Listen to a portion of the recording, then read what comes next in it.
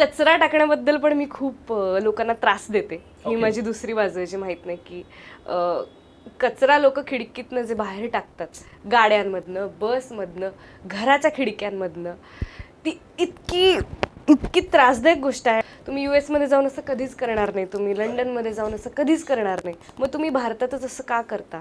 किंवा त्यांची उदाहरणं द्यायला किंवा माझा मुलगा US ला शिकतो, मुलगी इथे इथे असते वगैरे, हे आपण अभिमानाने सांगतो, त्या देशांबद्दल आपण असं ताठमानेने बोलतो. पण त्यांच्या बेसिक गोष्टी जर आपल्याला करायला सांगितल्या भारतात, तर आपण केअरलेसनेसने वागतो. सगळीकडे डस्टबिन्स लावलेत आता, सगळीकडे. असं आता म्हणू शकत नाही आपण की आम्ही टाकला असता कचरा, पण डस्टबिन्सच नाही.